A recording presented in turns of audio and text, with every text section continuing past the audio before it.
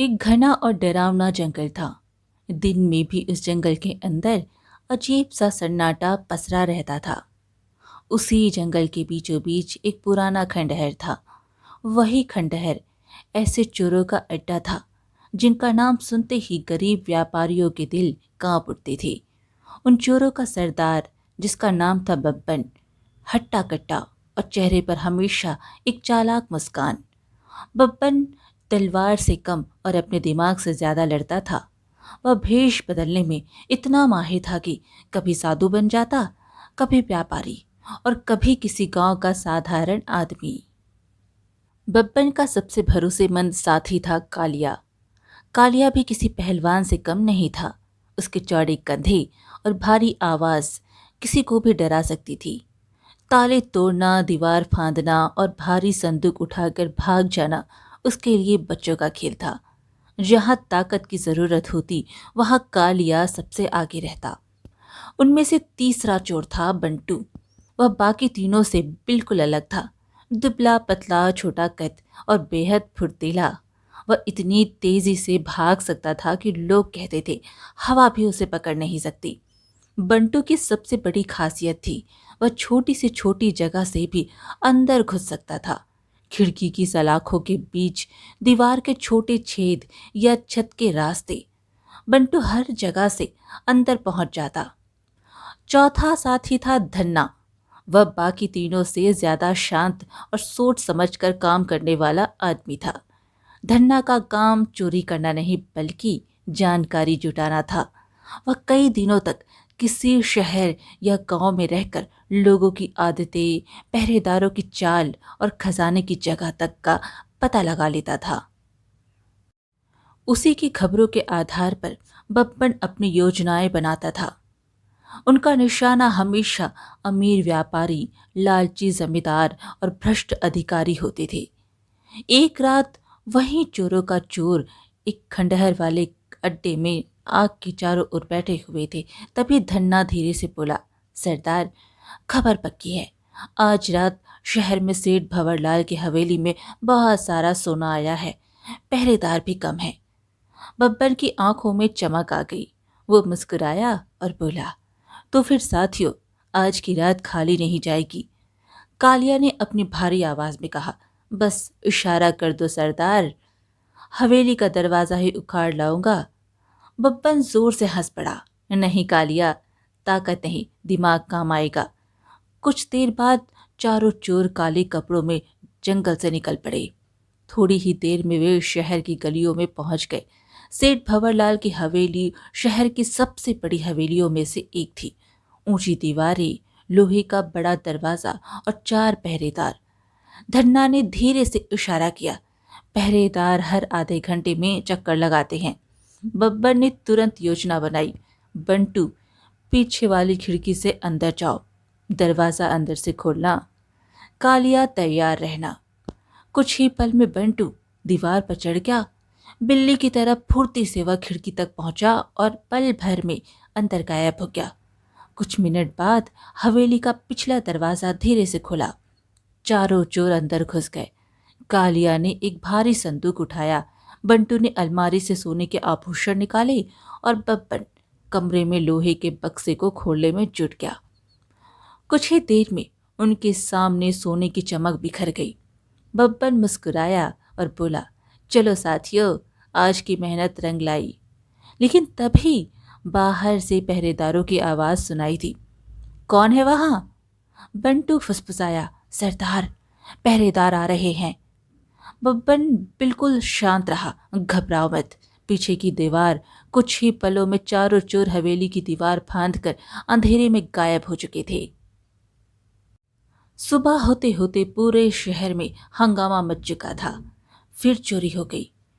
कोई उन चार चोरों को पकड़ क्यों नहीं पाता?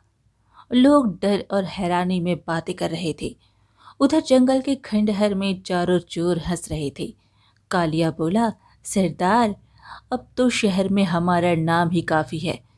बब्बन कुछ देर तक सोचता रहा। फिर उसने धीरे से कहा, साथियों, छोटी मोटी चोरियों से क्या होगा? तीनों उसकी तरफ देखने लगे। बब्बन की आंखों में अजीब चमक थी। वह धीरे से बोला, अगर एक ही रात में इतना धन मिल जाए कि जिंदगी भर चोरी करने की जरूरत ही ना पड़े तो? बंटू हैरान होकर बोला, ऐसी जगह कहाँ है सरदार? बब्बन मुस्कुराया और धीरे से बोला, राजमहल का खजाना। आग की लपेटों में हवा में डोल रही थी और चारों चोर की आंखों में एक खतरनाक योजना जन्म ले चुकी थी। कालिया ने भारी आवाज में कहा, सरदार, क्या तुम सच में राजमहल की बात कर रहे हो? बब्बन मुस्कुराया, हाँ, और क्यों नहीं। वहां इतना सोना है कि अगर वह हाथ लग जाए तो हमारी 7 पीढ़ियां आराम से जी सकती है। बंटू थोड़ा घबराया हुआ बोला, लेकिन सरदार, राजमहल की रखवाली साधारण हवेली जैसी नहीं होती। वहां सैनिक होते हैं, पहरेदार होते हैं, ऊंची दीवारें होती हैं। धन्ना फिर धीरे से बोला, और सबसे बड़ी बात, राजमहल के खजाने तक पहुंचना लगभग नामुमकिन माना जाता है। बब्बर ने कहा, नामुमकिन सिर्फ उनके लिए होता है जो कोशिश करने से पहले ही डरते हैं। उसकी आंखों में अजीब सा आत्मविश्वास था। फिर उसने धीरे धीरे अपनी योजना बतानी शुरू की। सबसे पहले हम जल्दबाजी नहीं करनी होगी। राजमहल की चोरी किसी एक रात में तय नहीं होगी। इसके लिए हमें जानकारी चाहिए, बहुत सारी जानकारी। धन्ना समझ गया कि अब असली काम उसी का है। बब्बन बोला, धन्ना, तुम शहर जाओगे। कई दिनों तक राजमहल के आसपास रहकर पहरेदारों की चाल, सैनिकों की संख्या और खजाने की जगह का पता लगाओ। धन्ना ने सिर हिलाया और बोला, जैसा आदेश सरदार। कालिया हंसते हुए बोला, और मेरा काम? बब्बन बोला, तुम और बंटू फिलहाल शांत रहो। कोई बड़ी चोरी नहीं करेंगे। शहर में ज्यादा हलचल हुई तो राजा के सैनिक हर जगह नजर रखेंगे। अगली सुबह धन्ना भेष बदलकर शहर की ओर निकल पड़ा। उसने एक साधारण व्यापारी का रूप धारण किया और शहर के बाजार में छोटी मोटी चीजें बेचने लगा। लेकिन असल में उसकी नजर हमेशा राजमहल की तरफ ही रहती थी। दिन गुजरते गए। धन्ना धीरे धीरे राजमहल के पहरेदारों की आदतें समझने लगा। उसे पता चला कि राजमहल के चारों तरफ 24 घंटे पहरा रहता है और एक खजाने की सुरक्षा बहुत कड़ी है। एक शाम वो शहर की दुकान पर बैठा था, जहां कुछ सैनिक आपस में बातें कर रहे थे। एक सैनिक बोला, सुना है पिछले दिनों शहर में चोरियों की वजह से महाराज बहुत परेशान हैं। दूसरा सैनिक हंसकर बोला, जो भी चोर हो, अगर उन्होंने राजमहल की तरफ नजर उठाई तो जिंदा नहीं बचेंगे। धन्ना चुपचाप उनकी बातें सुनता रहा। कुछ दिनों बाद वह वापस जंगल के अड्डे पर पहुंचा। चारों चोर फिर आग के पास बैठे। बब्बर ने पूछा, क्या खबर लाए हो धन्ना? धन्ना ने गहरी सांस ली और बोला, सरदार, राजमहल की सुरक्षा सच में बहुत मजबूत है। खजाने तक पहुंचने के लिए 3 दरवाजे पार करने पड़ते हैं। हर जगह सैनिक तैनात रहते हैं। बंटू ने घबराकर कहा, मतलब यह चोरी नामुमकिन है? बब्बन कुछ पल तक चुप रहा। फिर अचानक उसके चेहरे पर वही चालाक मुस्कान लौट आई। नहीं, इसका मतलब है कि हमें अंदर से रास्ता ढूंढना होगा। बब्बन धीरे धीरे खड़ा हुआ। फिर उसने कहा, चोर को नहीं, एक साधु को। बब्बन बोला, कल से मैं साधु बनकर राजमहल जाऊंगा। लोग साधुओं पर जल्दी विश्वास कर लेते हैं और राजा भी। बंटू हंस पड़ा, सरदार, अगर यह योजना सफल हो गई तो सच में हमारी जिंदगी बदल जाएगी। बब्बन ने आग की लपेटों की तरफ देखते हुए कहा, याद रखना साथियों, अब तक हमने शहर के अमीरों को लूटा है, लेकिन इस बार हम राजा का खजाना लूटेंगे। और उसी रात बब्बन ने अपने जीवन का सबसे बड़ा वेश धारण करने की तैयारी शुरू कर दी। अगली सुबह जंगल के उस खंडहर में एक अजीब दृश्य दिखाई दे रहा था। आग के पास बैठा बब्बन अब वैसा नहीं लग रहा था जैसा हमेशा लगता था। उसके सिर पर जटाओं जैसी नकली बालों की लटें थीं। शरीर पर गेरुए रंग का चोला और हाथ में लंबा एक कमंडल। माथे पर चंदन का तिलक और गले में रुद्राक्ष की माला। थोड़ी ही देर बाद बब्बन साधु के भेष में जंगल से निकलकर शहर की ओर बढ़ चला। रास्ते भर लोग उसे प्रणाम करते जाते, कोई उसके पैरों को छूता, कोई आशीर्वाद मांगता। बब्बन अंदर ही अंदर मुस्कुरा रहा था। उसे पता था कि दुनिया का सबसे बड़ा हथियार तलवार नहीं, लोगों का विश्वास होता है। दोपहर होते होते वह राजमहल के विशाल द्वार तक पहुंच गया। राजमहल की ऊंची दीवारें और विशाल फाटक देखकर भी बब्बन के चेहरे पर कोई घबराहट नहीं थी। द्वार पर खड़े सैनिकों ने उसे रोका। एक सैनिक बोला, महात्मन, महाराज से मिलने का क्या काम है? बब्बन ने गहरी आवाज में कहा, वत्स, हम साधु संत किसी स्वार्थ से नहीं आते, हम तो केवल आशीर्वाद देने आते हैं। उसकी गंभीर आवाज और शांत चेहरा देखकर सैनिक को उस पर शक नहीं हुआ। कुछ ही देर में खबर महल के अंदर पहुंच गई कि एक साधु महाराज से मिलना चाहते हैं। राजा वीर प्रताप स्वयं एक धार्मिक और सच्चा शासक थे। उन्होंने तुरंत आदेश दिया कि साधु को आदर सहित अंदर लाया जाए। थोड़ी देर बाद बब्बन राजमहल के भव्य दरबार में खड़ा था। राजा वीर प्रताप सिंहासन पर बैठे थे और उनके पास महारानी चंद्रकला भी मौजूद थी। दोनों ने उठकर साधु को प्रणाम किया। बब्बन ने आशीर्वाद देते हुए कहा, सदा सुखी रहो राजन, तुम्हारे राज्य में शांति बनी रहे। राजा ने विनम्रता से कहा, मुनिवर, आपका हमारे महल में स्वागत है। कृपया बताइए, हम आपकी क्या सेवा कर सकते हैं? बब्बन ने कुछ क्षण आंखें बंद की, जैसे ध्यान लगा रहा हो। फिर धीरे से बोला, राजन, तुम्हारे मन में एक बहुत बड़ा दुख है। राजा और रानी दोनों चौंक पड़े। बब्बन ने आगे कहा, विवाह को कई वर्ष हो चुके हैं, लेकिन अभी तक तुम्हें संतान का सुख प्राप्त नहीं हुआ। राजा और रानी एक दूसरे की तरफ देखने लगे। यह सच था? राजा ने धीरे से कहा, मुनिवर, यदि आपके पास इसका कोई उपाय हो तो कृपया करके बताइए। बब्बन ने गंभीरता से सिर हिलाया। उपाय है राजन, लेकिन उसके लिए मुझे एक स्वर्ण मुद्रा चाहिए।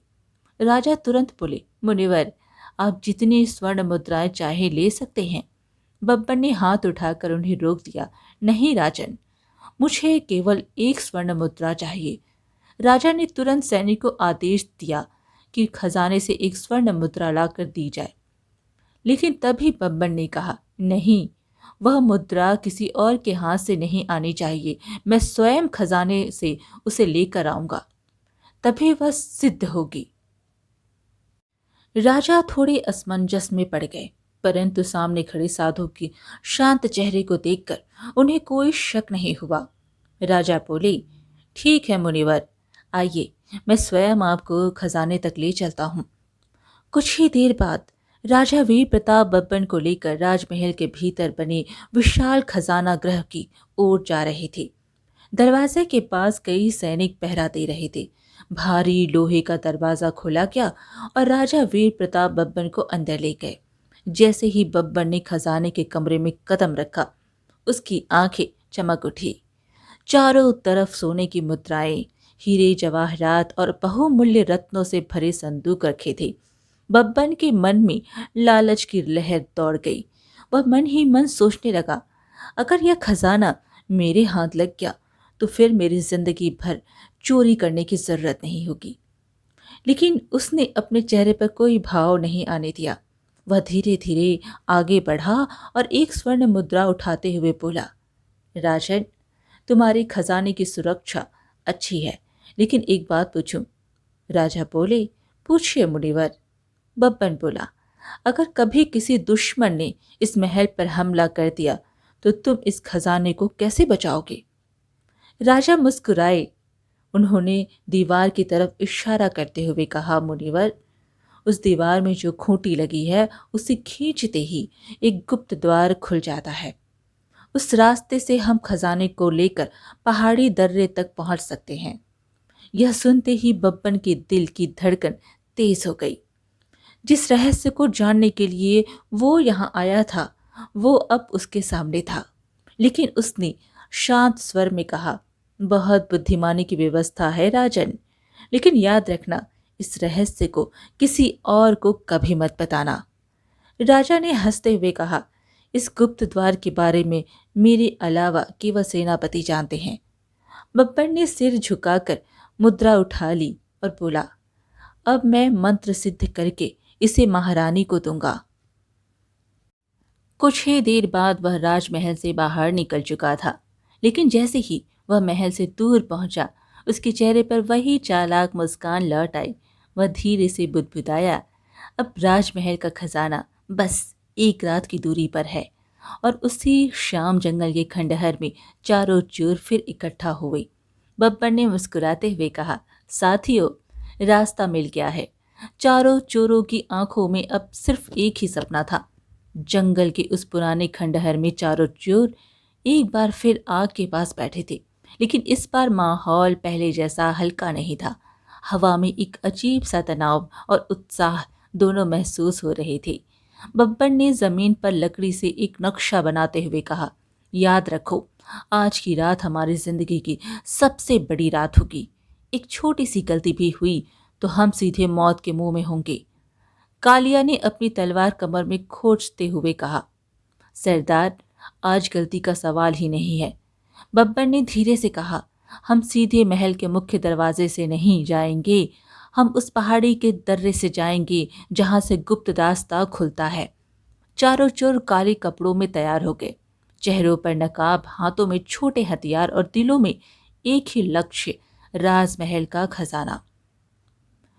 कुछ ही देर में वे जंगल से निकलकर पहाड़ों की तरफ बढ़ने लगे। रात इतनी शांत थी कि उनके कदमों की आहट भी साफ सुनाई दे रही थी। दूर से राजमहल की ऊंची दीवारें दिखाई दे रही थी। बब्बर ने धीमे स्वर में कहा, अब सब सावधान, आगे से कोई आवाज नहीं। थोड़ी ही देर में वे उस पहाड़ी दर्रे तक पहुंच गए जिसके बारे में राजा ने खुद बब्बर को बताया था। वहां पत्थरों के बीच एक संकरी सुरंग जैसी जगह थी। बब्बर ने दीवार में लगी हुई खूंटी ढूंढी और धीरे से उसे खींचा। अगले ही पल पत्थर की दीवार धीरे धीरे खिसकने लगी। चारों चोरों की आंखों में चमक आ गई। बंटू फुसफुसाया, सरदार, रास्ता सच में खुल गया। बब्बर मुस्कुरा कर बोला, मैंने कहा था ना, अब खजाना हमारा है। चारों चोर उस गुप्त रास्ते के अंदर घुस गए। कुछ ही देर में वे सीधे राजमहल के खजाने गृह तक पहुंच चुके थे। कमरे के अंदर चारों तरफ सोने की चमक फैली हुई थी। बड़े बड़े संदूकों में भरी स्वर्ण मुद्राएं, हीरे मोती और अनगिनत कीमती रत्न। कालिया की आंखें फैल गई, इतना धन मैंने जिंदगी में कभी नहीं देखा। बब्बर ने तुरंत आदेश दिया, जो भी हाथ लगे समेट लो। कुछ ही मिनटों में चारों चोर सोने की थैलियां और कीमती रत्न अपने बोरों में भरने लगे। कमरे में बस सिक्कों की खनखनाहट गूंज रही थी। कुछ ही देर में वे जितना उठा सकते थे उतना खजाना लेकर उसी गुप्त रास्ते से बाहर निकल गए। सुबह होते ही राजमहल में हड़कंप मच गया। सेनापति दौड़ते हुए दरबार में पहुंचे और बोले, महाराज, अनर्थ हो गया। राजा वीर प्रताप चौंक पड़े, क्या हुआ? सेनापति ने घबराई हुई आवाज में कहा, शाही खजाना चोरी हो गया है। राजा का चेहरा क्रोध से लाल हो गया। यह कैसे संभव है? इतनी कड़ी सुरक्षा के बीच कोई खजाना कैसे चुरा सकता है?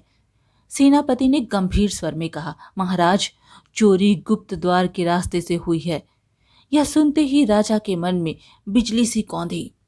वह मन ही मन सोचने लगे, गुप्त द्वार का रहस्य तो केवल मुझे और सेनापति को ही पता है।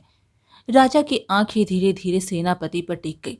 दरबार में सन्नाटा छा गया और अगले ही पल राजा की गूंजती आवाज सुनाई दी, सेनापति, क्या यह विश्वासघात तुमने किया है? सेनापति स्तब्ध रह गया। उसे समझ ही नहीं आया कि अचानक उस पर ऐसा आरोप क्यों लगाया जा रहा है। लेकिन राजा का क्रोध अब भड़क चुका था और उसी क्षण उन्होंने आदेश दिया, सेनापति को तुरंत कारागार में डाल दिया जाए। राजमहल में यह खबर आग की तरह फैल गई। उधर जंगल के खंडहर में बैठे चारों चोर अपनी सबसे बड़ी जीत का जश्न मना रहे थे, लेकिन उन्हें यह बिल्कुल पता नहीं था कि उनकी इस चोरी से एक निर्दोष व्यक्ति की जिंदगी खतरे में पड़ चुकी है और जल्द ही इस कहानी में प्रवेश होने वाला था एक ऐसा किरदार जो उनकी पूरी योजना को उलट कर रख देगा। राजमहल की काल कोठरी में गहरा अंधेरा पसरा हुआ था।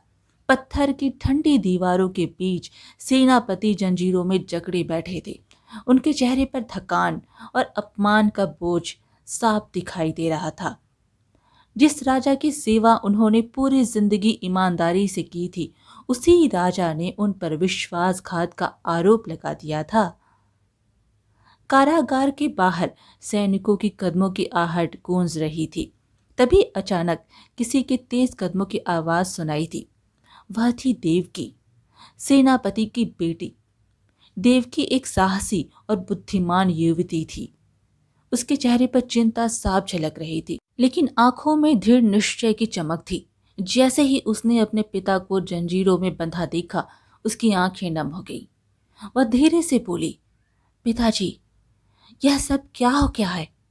सेनापति ने भारी आवाज में कहा, बेटी, मैंने कोई अपराध नहीं किया, लेकिन महाराज को विश्वास है कि खजाने की चोरी मैंने करवाई है।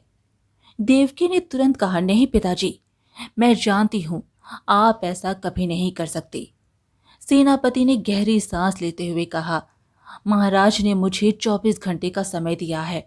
अगर खजाने का पता नहीं चला तो मुझे फांसी दे दी जाएगी। यह सुनते ही देवकी के पैरों तले जमीन खिसक गई, लेकिन अगले ही पल उसने खुद को संभाल लिया। उसने दृढ़ स्वर में कहा, जब तक मैं जिंदा हूं आपको कुछ नहीं होगा। उसी समय देवकी सीधे राज दरबार की ओर चल पड़ी। दरबार में राजा वीर प्रताप गंभीर मुद्रा में बैठे थे। देवकी ने उनके सामने पहुंचकर झुककर प्रणाम किया और बोली, महाराज, क्या यह सच है कि आप मेरे पिता को फांसी देने वाले हैं? राजा वीर प्रताप ने कठोर स्वर में कहा, अगर वह खजाने का सच नहीं बताएंगे तो हाँ। देवकी ने साहस जुटाकर कहा, महाराज, मेरे पिता निर्दोष हैं। राजा ने तीखी नजरों से उसे देखा, क्या तुम्हारे पास इसका कोई प्रमाण है? देवकी कुछ क्षण चुप रही, फिर उसने दृढ़ आवाज में कहा, प्रमाण अभी नहीं है महाराज, लेकिन मैं उसे ढूंढ कर लाऊंगी। दरबार में बैठे सभी लोग हैरानी से उसकी ओर देखने लगे। देवकी ने आगे कहा, मुझे 1 महीने का समय दीजिए। अगर मैं असली चोरों को पकड़कर नहीं ला सकी तो आप मेरे पिता को जो भी सजा देंगे मुझे स्वीकार होगा। राजा वीर प्रताप कुछ देर तक सोचते रहे, फिर उन्होंने कहा, ठीक है, तुम्हें 1 महीने का समय दिया जाता है। दरबार में हलचल मच गई, लेकिन देवकी के चेहरे पर अब डर नहीं था, बल्कि एक दृढ़ संकल्प था। अगले ही दिन उसने पुरुष का वेश धारण कर लिया, सिर पर पगड़ी, चेहरे पर नकली मूछें और साधारण व्यापारी के कपड़े। अब वह किसी को पहचान में नहीं आ सकती थी। दिन बीतने लगे। देवकी पूरे राज्य में घूमती रही। शहर की गलियां, बाजार, सराय, गांव और रास्ते, वह हर जगह चोरी की खबरों के बारे में पूछती, लोगों की बातें सुनती और चोरों के बारे में सुराग तलाशती। लेकिन 20 दिन बीत गए और उसे कोई सफलता नहीं मिली। एक शाम वह थकी हुई एक पहाड़ी रास्ते से गुजर रही थी। सूरज ढल रहा था और जंगल में अंधेरा फैलने लगा था। तभी उसकी नजर दूर एक जगह जलती हुई आग पर पड़ी। देवकी ठिठक गई। इतनी रात को जंगल में कौन हो सकता है? वह धीरे धीरे अपने घोड़े से उतरी और सावधानी से उस दिशा में बढ़ने लगी।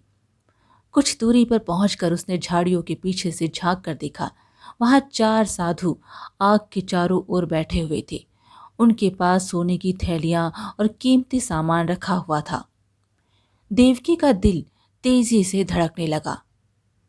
तभी उसने उन चारों में से एक को कहते हुए सुना, साथियों, अब हमें और चोरी करने की जरूरत नहीं पड़ेगी। राजमहल से जो खजाना मिला है उससे पूरी जिंदगी आराम से कट जाएगी। यह सुनते ही देवकी की आंखें चमक उठी। तो यही है शाही खजाने के चोर। वह ध्यान से उन चोरों को देखने लगी। उसी समय दूसरा आदमी बोला, लेकिन सरदार बब्बन, अगर राजा के सैनिक यहाँ तक पहुंच गए तो? बब्बन हंस पड़ा। डरने की जरूरत नहीं है।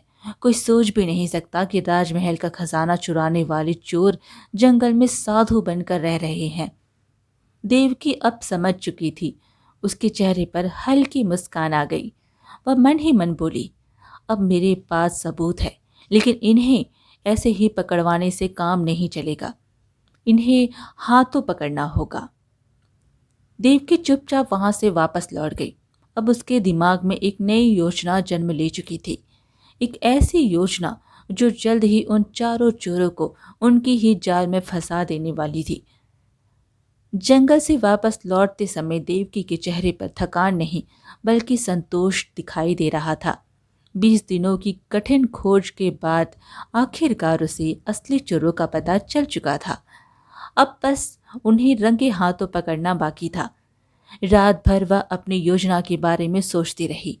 अगली सुबह वह सीधी राज दरबार पहुंची। राजा वीर प्रताप दरबार में बैठे थे। देवकी ने झुककर कहा, महाराज, मैंने शाही खजाने के चोरों का पता लगा लिया है। दरबार में बैठे सभी लोग एक दूसरे की ओर देखने लगे। राजा वीर प्रताप ने उत्सुकता से पूछा, कौन है वे? देवकी ने शांत स्वर में कहा, महाराज, अब भी मैं उनके नाम नहीं बता सकती, लेकिन अगर आप मेरी योजना में साथ दें तो आज रात ही वे चोर पकड़े जा सकते हैं। राजा वीर प्रताप कुछ क्षण सोचते रहे, फिर बोले, ठीक है, बताओ तुम्हें क्या चाहिए? देवकी बोली, मुझे आज रात के लिए शाही मेहमान खाना चाहिए और उसमें सोने चांदी के बर्तन भी सजवाने होंगे। राजा को उसकी बात थोड़ी अजीब लगी, लेकिन उन्होंने हामी भर दी। जैसा तुम चाहती हो वैसा ही होगा। कुछ ही देर में शाही मेहमान खाना सजने लगा। वहां कीमती कालीन बिछाए गए, सोने और चांदी के बर्तन रखे गए और चारों तरफ रोशनी कर दी गई। उधर देवकी फिर से अपने पुरुष भेष में जंगल की ओर निकल पड़ी। कुछ ही समय में वह उसी खंडहर के पास पहुंच गई जहां बब्बन और उसके साथी साधु बनकर रह रहे थे। वह उनके सामने पहुंचकर विनम्रता से बोली, महात्माओं को प्रणाम। बब्बन और उसके साथी आग के पास बैठे हुए थे। बब्बन ने पूछा, कौन हो तुम? देवकी बोली, मैं हीरालाल नाम के व्यापारी का बेटा हूँ। वर्षों विदेश में व्यापार करने के बाद आज अपने राज्य लौटा हूँ। इस खुशी में मैंने शाही मेहमान खाने में मुनियों के लिए दावत रखी है। अगर आप लोग वहां आकर भोजन ग्रहण करें तो मुझे बहुत खुशी होगी। बब्बन और उसके साथियों ने एक दूसरे की ओर देखा। बब्बन मुस्कुराया और बोला, ठीक है, हम जरूर आएंगे। देवकी वहां से वापस लौट गई। शाही मेहमान खाने में सब कुछ तैयार था। थोड़ी देर बाद 4 साधु चुपचाप वहां पहुंचे। वे थे बब्बन और उसके 3 साथी जो साधुओं का वेश धारण किए हुए थे। देवकी ने उनका स्वागत किया और बोली, महात्माओं, आपका भोजन तैयार है। चारों साधु सोने चांदी के बर्तनों में भोजन करने लगे। बब्बन की नजर बार बार उन चमकते बर्तनों पर जा रही थी। उसने धीरे से अपने साथियों से कहा, साथियों, अगर हम इन सोने चांदी के बर्तनों को भी ले जाएं तो क्या मजा आ जाएगा। उसके साथी भी लालच में आ गए। भोजन समाप्त करने के बाद वे वहां से अपने आश्रम लौट गए। बब्बन ने अपने साथियों से कहा, साथियों, आज रात हम फिर शाही मेहमान खाने में जाएंगे और वहां के सारे सोने चांदी के बर्तन और धन उठा लाएंगे। सभी साथी तुरंत तैयार हो गए। उधर देव की राजा वीर प्रताप से बोली, महाराज, आज रात वे साधु शाही मेहमान खाने में चोरी करने जरूर आएंगे। कृपया वहां सैनिकों को छिपा कर रखिए। राजा ने तुरंत आदेश दिया कि सैनिक गुप्त रूप से मेहमान खाने के चारों ओर तैनात कर दिए जाएं। रात गहराने लगी। मेहमान खाने के चारों ओर सन्नाटा छाया हुआ था। कुछ देर बाद अचानक हल्की आहट सुनाई दी। 4 नकाबपोश आदमी चुपचाप मेहमान खाने में दाखिल हुए। वे थे बब्बन और उसके साथी जो चोरी करने आए थे। बब्बन ने धीरे से कहा, जल्दी करो, सारे बर्तन और धन समेट लो। जैसे ही वे सामान समेटने लगे, अचानक चारों तरफ मशालें जल उठी और सैनिकों की आवाज गूंज उठी, खबरदार, कोई हिलेगा नहीं। चारों चोर घबरा गए। उसी समय देवकी अपने असली रूप में सामने आई और बोली, महाराज, यही है शाही खजाने के चोर। सैनिकों ने तुरंत चारों चोर को पकड़ लिया। जब बब्बन का नकाब हटाया गया तो राजा वीर प्रताप आश्चर्य से चिल्ला उठे, यह तो वही साधु है जो मुझसे मिलने आया था। देवकी ने कहा, महाराज, यह कोई साधु नहीं बल्कि चोरों का सरदार बब्बन है। इसी ने साधु बनकर आपसे खजाने का रहस्य जाना और फिर अपने साथियों के साथ चोरी की। राजा को अपनी भूल का एहसास हो गया। उन्होंने तुरंत सेनापति को कारागार से मुक्त करने का आदेश दिया। जब सेनापति दरबार में आए तो राजा ने कहा, सेनापति, मैंने बिना प्रमाण के तुम पर आरोप लगाकर बड़ी भूल की है, मुझे क्षमा कर दो। इसके बाद बब्बन और उसके साथियों को आजीवन कारावास की सजा दे दी गई और उस दिन के बाद उस राज्य में फिर कभी इतनी बड़ी चोरी नहीं हुई। लोग लंबे समय तक इस घटना को याद करते रहे, जहां एक बहादुर बेटी की बुद्धिमानी ने पाखंडी साधुओं के रूप में छिपे 4 खतरनाक चोरों का अंत कर दिया। आज की कहानी यहीं पर समाप्त हुई। फिर मिलेंगे एक और कहानी के साथ। कहानी पसंद आए तो एक लाइक ज़रूर करें और कमेंट में हरे कृष्णा ज़रूर लिखें।